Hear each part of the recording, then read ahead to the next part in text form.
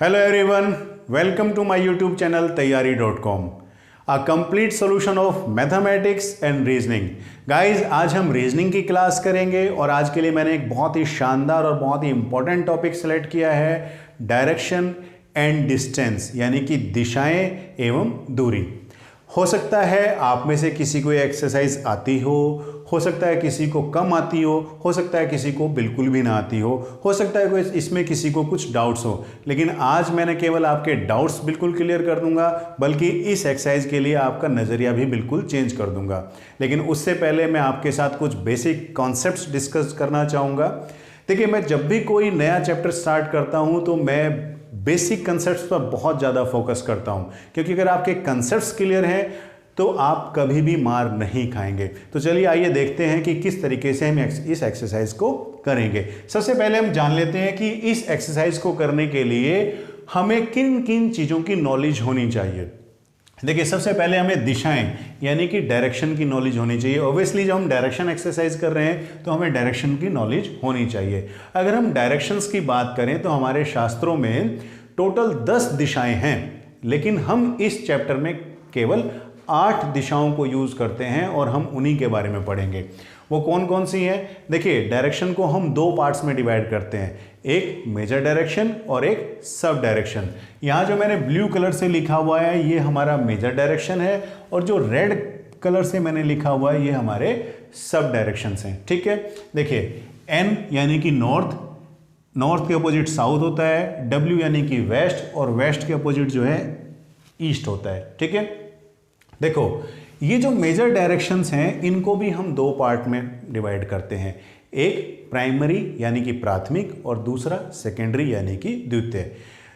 जब भी हम कोई मैप ड्रॉ करते हैं, मैं मैप की बात कर रहा हूँ, स्केच की बात नहीं कर रहा हूँ। मैप में और स्केच में फ़र्क क्या होता है? मैप का कोई स्केल होता है जिस स्केल के बेस पर वो ड्रॉ किया जाता है, और स्केच में कोई स्केल नहीं होता। ठीक है, जब भी हम कोई मैप ड्रॉ करते हैं तो उसके लिए सबसे पहले मैग्नेटिक कंपास से नॉर्थ डायरेक्शन जो होता है उसकी पोजीशन फाइंड आउट की जाती है, और मैप में हमेशा टॉप पर जो डायरेक्शन होता है वो होता है नॉर्थ। ठीक है, इससे हम याद रखेंगे कि जो टॉप पर होता है वो हमेशा क्या होता है? नॉर्थ। आपने 4th 5th क्लास में पढ़ा भी होगा ना, नॉर्थ पोल साउथ पोल, तो उसमें नॉर्थ पोल कहाँ था? ऊपर। साउथ पोल कहाँ था? नीचे। ठीक है, तो हम इस तरीके से याद रख सकते हैं कि जो टॉप पर हमेशा होगा वो होगा हमारा नॉर्थ। ठीक है, उसके अपोजिट होता है हमारा साउथ।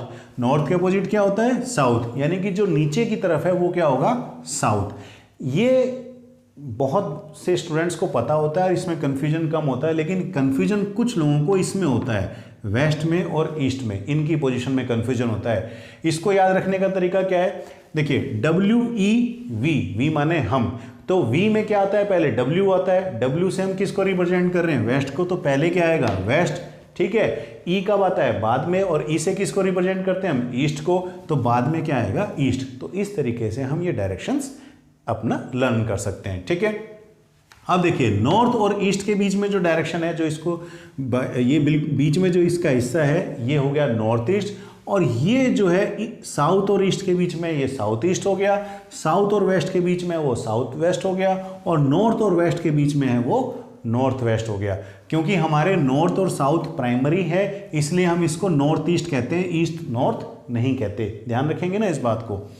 अब देखिए, क्वेश्चन में हमें वो इस तरीके से देगा कि किसी बच्चे का मुंह नॉर्थ की तरफ है और वो वहां से राइट टर्न करता है। वो ये नहीं कहेगा कि वो ईस्ट में टर्न करता है, वो कह भी सकता है ईस्ट में टर्न करेगा, लेकिन बहुत रेयर केसेस में वो डायरेक्शन देता है टर्न कराने के लिए, अदरवाइज वो हमें राइट लेफ्ट ही देगा। ठीक है, और टर्न हमेशा 2 ही होते हैं, टर्न ज़्यादा नहीं होते, टर्न 2 ही होते हैं। एक इंटरव्यू पैनलिस्ट ने एक कैंडिडेट से क्वेश्चन भी पूछा था कि आप घर से हमारे यहाँ ऑफिस तक आए हैं तो रास्ते में कितने टर्न पड़े? उसने काउंट करना शुरू कर दिया, लेकिन टर्न कितने होते हैं? 2 ही होते हैं, एक राइट टर्न और एक लेफ्ट टर्न। ठीक है, ध्यान रखिएगा, हमें राइट और लेफ्ट की बात करेगा। जब वो राइट कहेगा यानी कि दायां, कि दाईं ओर मुड़ा या राइट टर्न किया, इसका मतलब क्या होगा? क्लॉकवाइज 90 डिग्री टर्न करना। क्या मतलब होगा? क्लॉकवाइज 90 डिग्री टर्न करना। यानी कि मान लीजिए यहाँ से ये हम मान लेते हैं ये पोजीशन है नॉर्थ की। उसने कहा कि भाई राइट टर्न किया, तो राइट टर्न का मतलब क्या होगा 90 डिग्री। देखो ये 90 डिग्री है, सर्कल कितने डिग्री का होता है 360 डिग्री का। हमने इसको 4 पार्ट में डिवाइड कर दिया तो कितना डिग्री का हो गया, ये 90 डिग्री का हो गया। ठीक है, तो जैसे अब मान लो यहाँ इस जगह कोई है और उसने कहा कि उसने राइट टर्न किया, तो राइट टर्न करते ही कैसे हो जाएगा 90 डिग्री जो है क्लॉकवाइज टर्न करने की बात आएगी। क्लॉकवाइज कैसे होता है, जैसे घड़ी की सुइयां घूमती हैं। देखो मैंने यहाँ पर बनाया हुआ है, ये जो एरो ब्लू एरो मैंने दिखाए हैं ये क्लॉकवाइज हैं, जो ऐसे घड़ी की सुइयों के डायरेक्शन में घूम रहे हैं। ठीक है, और जो रेड कलर से मैंने दिखाया है ये एंटी क्लॉकवाइज है, जो घड़ी के अपोजिट डायरेक्शन में घूम रहे हैं। ठीक है, जब वो लेफ्ट की बात कहेगा तो उसका मतलब क्या होगा 90 डिग्री एंटी क्लॉकवाइज। इसको बिल्कुल ध्यान रखना है कि राइट की बात कर रहा है तो 90 डिग्री हम क्लॉकवाइज टर्न करेंगे, और लेफ्ट की बात कर रहा है तो वो 90 डिग्री एंटी क्लॉकवाइज हम टर्न करेंगे। क्लियर होगी यहां तक बात आपको। दूसरी जो चीज हमें बहुत जरूरी है वो है हमारे लिए एंगल, यानी कि कोण।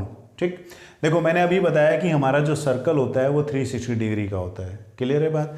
अब मान लो मैं इस नॉर्थ को मान लेता हूँ 0 डिग्री, नॉर्थ को मैंने माना 0 डिग्री, तो यहाँ से हम टर्न करेंगे तो ये आपका जो ब्लैक मैंने दिखाया है ये यहाँ से यहाँ तक हो गया 90 डिग्री। ठीक है, 1/4 पार्ट हो गया ये हो गया 180 डिग्री। 180 डिग्री पे डायरेक्शन बिल्कुल अपोजिट हो जाता है। 180 डिग्री पे डायरेक्शन कितना हो जाता है, बिल्कुल अपोजिट। फिर ये हो गया 270, और वापस अगर हम यहीं तक आ जाते हैं तो पूरा एक राउंड हो गया, ये 360 डिग्री का हो गया। और जो बीच में ये बाइफरकेट कर रहे हैं रेड कलर से, देखो 0 और 90 को बाइफरकेट किया तो ये 45 डिग्री हो गया, यानी कि ये जो हाफ है इसका ये 45 डिग्री का होगा। इस तरीके से मैंने यहाँ पर पूरा लिख दिया कि ये 0, 45, 90, 135, 180, 225, 270, 315, फिर ये पूरा सर्कल 360 डिग्री का हो गया।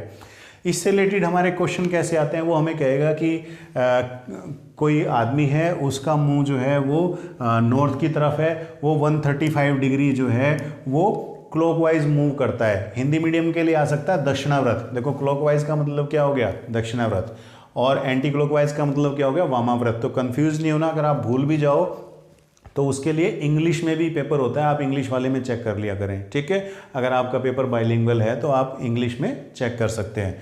देखिए उसने कहा कि नॉर्थ में था, वो 135 मूव करता है किस तरफ, क्लॉकवाइज, यानी कि दक्षिणावर्त मूव करता है। फिर 45 डिग्री मूव करता है वो एंटी क्लॉकवाइज, और फिर वो 135 मूव कर लेता है क्लॉकवाइज।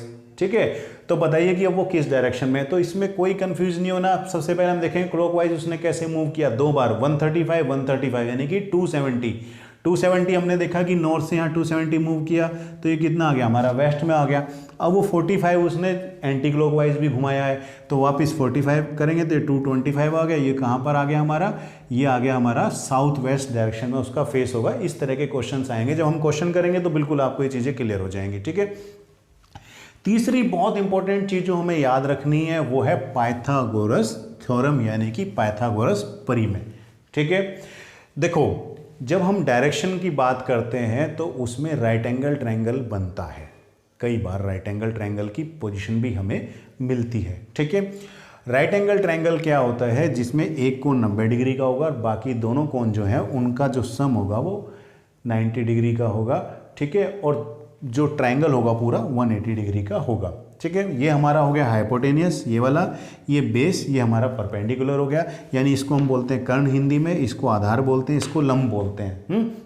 ये फॉर्मूले भी मैंने यहाँ पर लिख दिए हैं कि अगर मान लीजिए हमें ये दोनों दी है साइड्स दी हैं और ये साइड निकालनी है तो क्या होगा, पी अंडर रूट पी का स्क्वायर जमा बी का square is equal to H होगा। देखो मैंने यहाँ पर लिख दिया। ठीक है, अगर मान लीजिए हमें हाइपोटेनस दे दिया और साथ में हमें परपेंडिकुलर दे दिया और हमें ये निकालना है तो होगा अंडर रूट एच का स्क्वायर माइनस पी का square is equal to B. और अगर हम मान लीजिए हमें बेस दिया हुआ है और हाइपोटेनस दिया है तो हम क्या करेंगे, अंडर रूट एच का स्क्वायर माइनस बी का square is equal to P. ये तीनों फॉर्मूले मैंने यहाँ पर लिख दिए।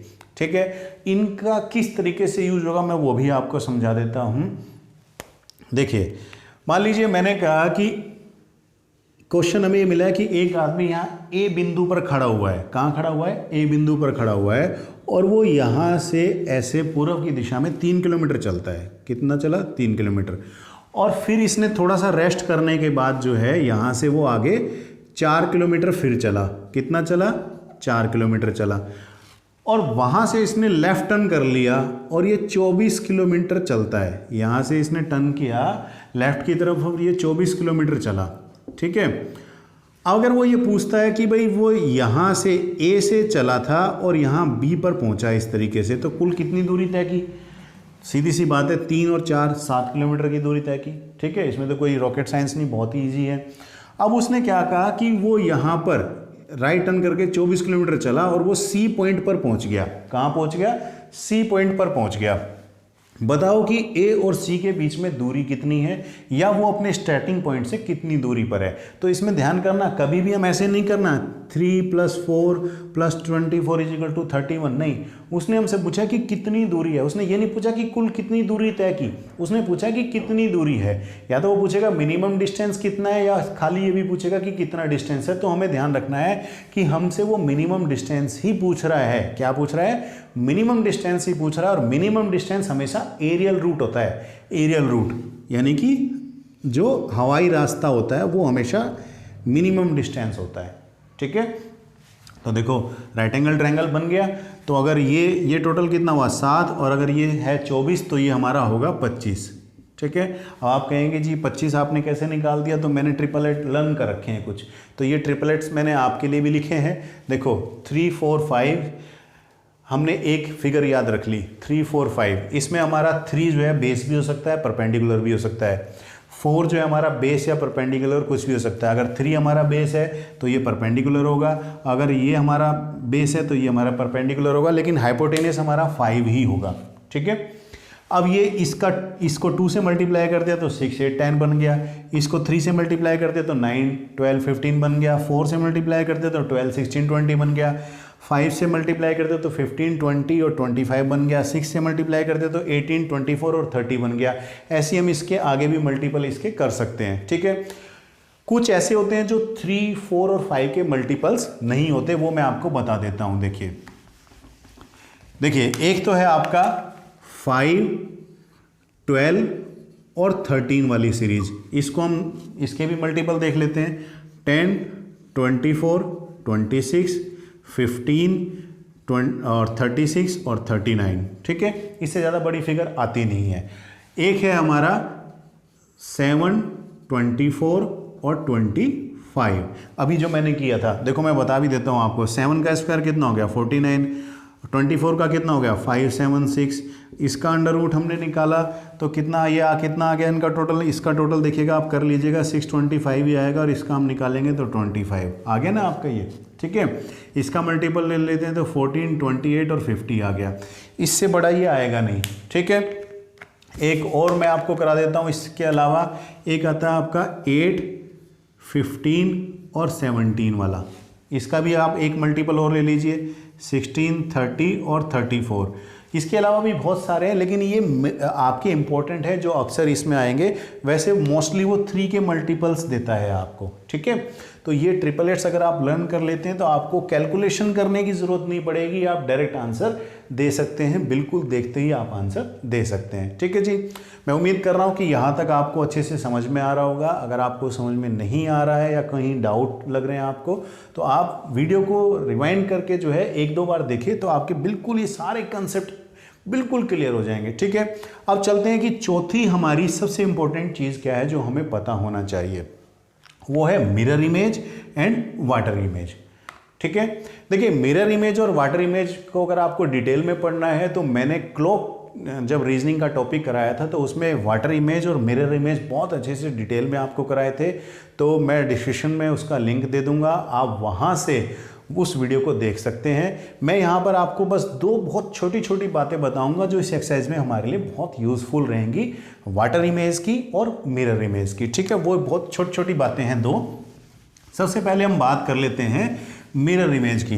देखो मिरर इमेज में क्या होता है कि कोई भी ऑब्जेक्ट बहुत ध्यान से सुनेगा मेरी बात को आप, कोई भी object 180 degree east to west या वेस्ट टू ईस्ट मूव करता है। फॉर एग्जांपल मान लीजिए घड़ी की हमारी सुई इस डायरेक्शन में है तो जब मिरर इमेज की हम बात करेंगे तो ये इस तरीके से आ जाएगी। देखो उठकर ये ऐसे आ गई, ये वाला एरो इधर चला गया, ये इसकी टेल इधर चली गई। ठीक है, अगर मान लीजिए कि ये हमें ऐसे दे रखी है तो ये इस तरीके से चली जाएगी। ठीक है, ये एरो इधर आ गया, टेल इसकी इधर आ गई। ठीक है, तो 180 डिग्री ईस्ट टू वेस्ट और वेस्ट टू ईस्ट ये मूव करेगी। क्लियर है जी।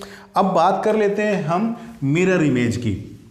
मिरर इमेज में क्या होता है कि कोई भी जो ऑब्जेक्ट है वो 180 डिग्री नॉर्थ टू साउथ या साउथ टू नॉर्थ मूव करता है। फॉर एग्जांपल मान लीजिए ऐसे कोई घड़ी की सुई है, वो वाटर इमेज में कैसे दिखेगी, वो इस तरीके से दिखेगी। देखो ये ऐसे मूव कर गया 180 डिग्री। ठीक है, और अगर मान लीजिए कोई ऐसे दे रखा है तो वो मूव करेगा इस तरीके से। क्लियर होगी बात। तो ये बेसिक कंसेप्ट्स हैं जो मैंने आपको बताए हैं, ये हमें पता होना बहुत ज़रूरी है। चलिए अब इन्हीं के बेस पर हम आगे क्वेश्चंस करते हैं। ठीक है, फर्स्ट क्वेश्चन है, एक व्यक्ति का मुंह उत्तर की ओर है, वह 135 डिग्री घड़ी की दिशा में मुड़ता है और उसी दिशा में 225 डिग्री और चलता है, फिर घड़ी की विपरीत दिशा में 315 डिग्री चलता है। अब उसका मुंह किस दिशा में है। देखिए इसमें क्या कहा है कि घड़ी की दिशा में, घड़ी की दिशा मतलब क्लॉकवाइज, और घड़ी की विपरीत दिशा में यानी कि एंटी क्लॉकवाइज। यानी कि वो क्या कर रहा है, वो क्लॉकवाइज भी चल रहा है और एंटी क्लॉकवाइज भी चल रहा है। तो इस तरह के क्वेश्चंस में हम क्या करेंगे कि हम ये देखेंगे कि वो क्लॉकवाइज कितना चला और एंटी क्लॉकवाइज वो कितना चला। देखिए अगर अब हम क्लॉकवाइज की बात करते हैं तो क्लॉकवाइज में वो पहले कितना चला, वो 135 डिग्री चला, और फिर कितना चला, वो 225 डिग्री चला, यानी कि वो कितना चला, 360 डिग्री वो पूरा चला है। ठीक है, अब 360 डिग्री चलने का मतलब क्या हो गया कि जिस डायरेक्शन में वो खड़ा था वो पूरा राउंड कवर करके वो वहीं पर आ गया, यानी कि जहां उसका पहले फेस था उसका फेस अब वहीं होगा। यानी कि उसका फेस कहाँ, उत्तर यानी कि नॉर्थ की तरफ था, तो अब उसका फेस जो है वो नॉर्थ की तरफ ही होगा। अब उसने वहां से वापिस एंटी क्लॉकवाइज चलना शुरू किया, और एंटी क्लॉकवाइज वो कितना चला है, वो चला है 315 डिग्री। अब हम 360 में से 315 को माइनस कर देंगे तो ये कितना आ गया, 45 डिग्री। ठीक है, इसका मतलब क्या है, वो क्लॉकवाइज केवल 45 डिग्री मूव करा है। बेशक वो कितना भी चलाओ, लेकिन वो माइनस करने के बाद हमारा आया 45 डिग्री। इसका मतलब वो केवल 45 डिग्री क्लॉकवाइज चला है। अब उसका जो फेस था वो पहले नॉर्थ की तरफ था, अब ये ईस्ट 90 डिग्री हो जाता है।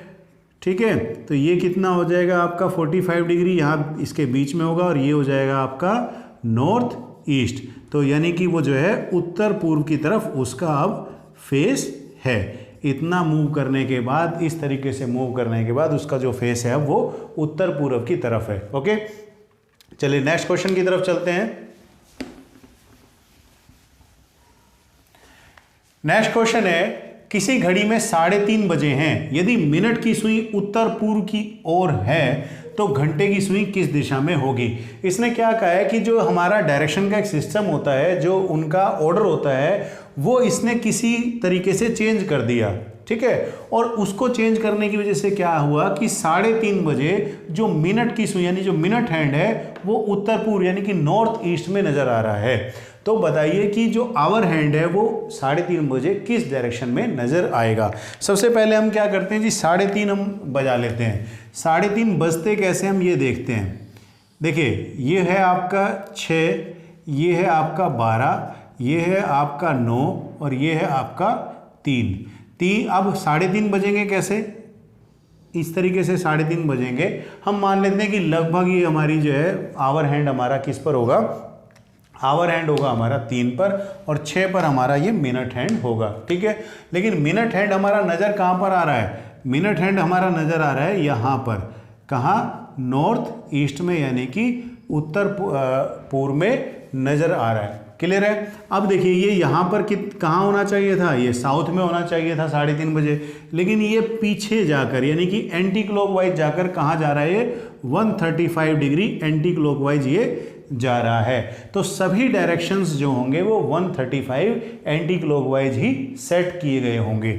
अब देखो हमारा आवर हैंड कहाँ पर है, ये हमारा आवर हैंड है।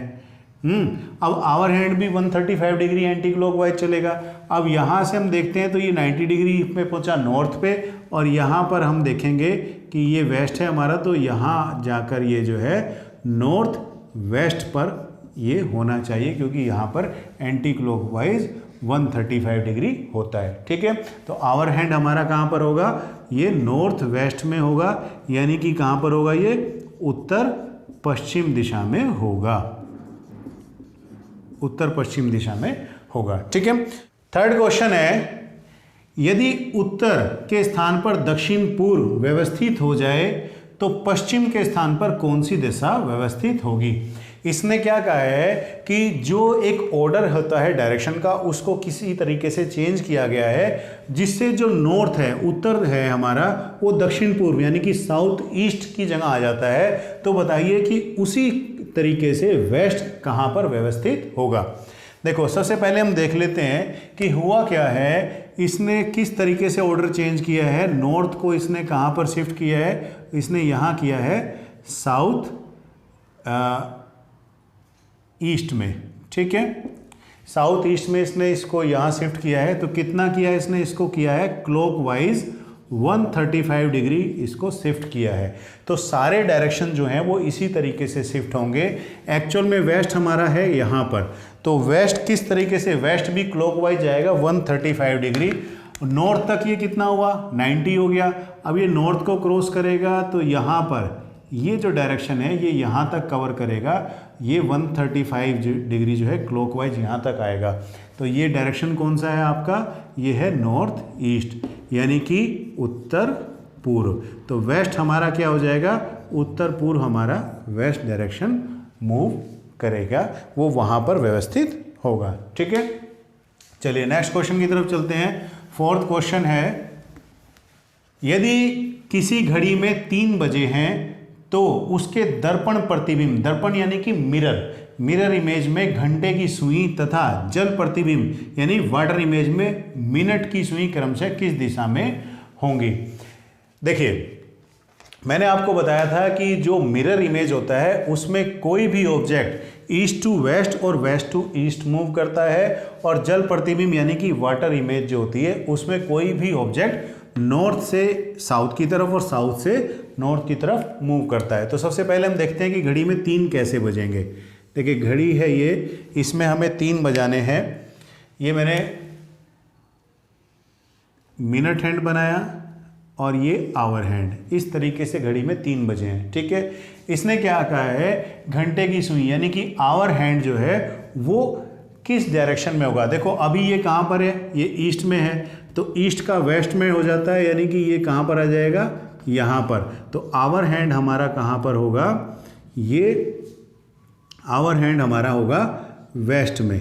कहाँ पर होगा, वेस्ट में।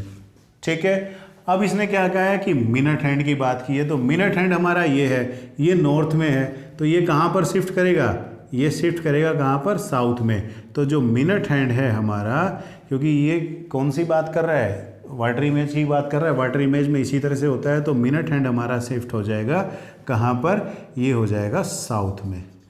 ठीक है, यानी कि ये हो जाएगा पश्चिम में और ये हो जाएगा आपका दक्षिण में। ठीक है जी, अब नेक्स्ट क्वेश्चन की तरफ चलते हैं। बहुत इंपॉर्टेंट क्वेश्चन है, बहुत अच्छा क्वेश्चन है, इसको ध्यान से पढ़िएगा। इसने क्या कहा है कि विजय का मुंह उत्तर दिशा में है, वह दाएं, दाएं मीन्स राइट, मुड़कर 5 किलोमीटर चलता है, वहां से बाएं, बाएं यानी कि लेफ्ट, मुड़कर 10 किलोमीटर चलता है, फिर दाएं मुड़कर 10 किलोमीटर चलता है, अंत में बाएं मुड़कर 10 किलोमीटर चलता है। तो बताइए, 2 इसमें हमसे क्वेश्चन पूछे हैं, वह प्रारंभिक बिंदु से, प्रारंभिक बिंदु मतलब स्टार्टिंग पॉइंट से कितनी दूरी और किस दिशा में है, उसके दूसरे तथा चौथे मोड़ के बीच में कितनी दूरी है, यानी कि जो उसने सेकंड टर्न लिया और जो उसने फोर्थ टर्न लिया उसके बीच में कितनी दूरी है। देखो, इसको हम करते हैं।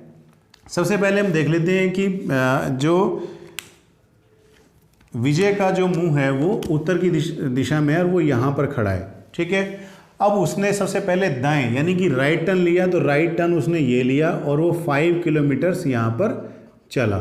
ठीक है, यहाँ से उसने क्या किया है, इसने बाएं टर्न लिया है, बाएं मीन्स लेफ्ट, यहाँ पर वो चला 10 किलोमीटर तक वो यहाँ से चला है। अब उसने फिर दोबारा क्या किया है कि दोबारा उसने दाईं ओर यानी कि राइट हैंड की तरफ उसने टर्न लिया और वो 10 किलोमीटर फिर चला।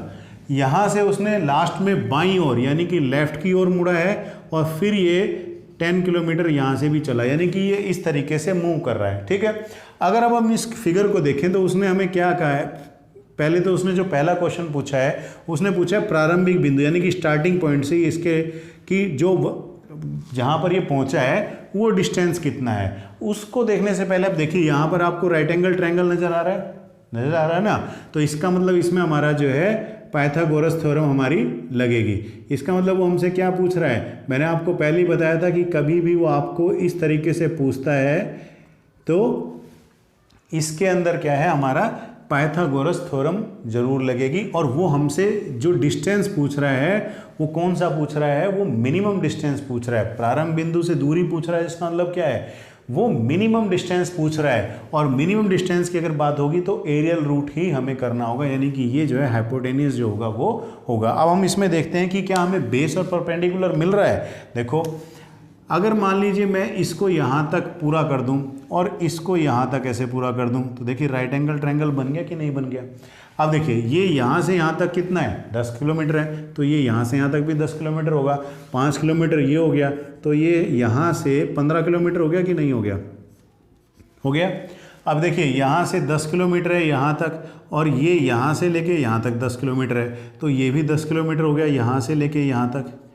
ठीक है, तो ये पूरा कितना हो गया 10 और 10 20 किलोमीटर हो गया कि नहीं हो गया। अब देखो इसमें ट्रिपल एट लगेगा 15 20 और ये 25। अभी थोड़ी देर पहले हमने किया था 15 20 और 25। ठीक है, क्लियर होगी बात। सेकंड क्वेश्चन जो उसने पूछा है उसके दूसरे तथा चौथे मोड़ के बीच में कितनी दूरी है।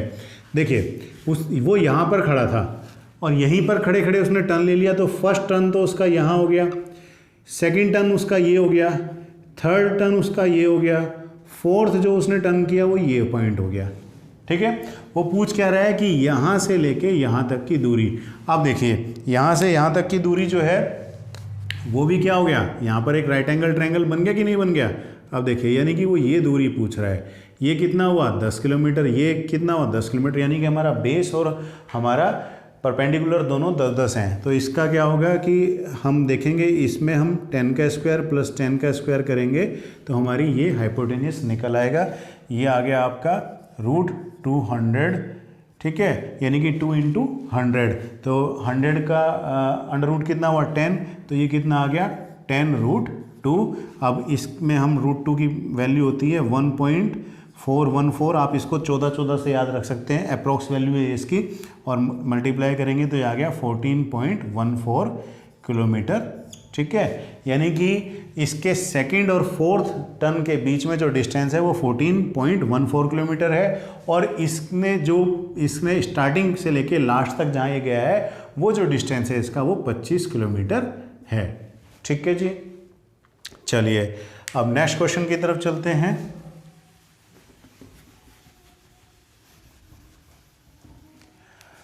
अजय तथा विजय एक बिंदु से विपरीत दिशा में चलना शुरू करते हैं और 3-3 किलोमीटर चलने के बाद दोनों अपनी अपनी दाईं ओर मुड़ जाते हैं तथा दोनों 4-4 किलोमीटर चलते हैं। दोनों के बीच में अब कितनी दूरी है। देखो दो लड़के हैं अजय और विजय, वो इस पॉइंट पर खड़े हैं, मान लो दोनों अपोजिट चलते हैं एक दूसरे से।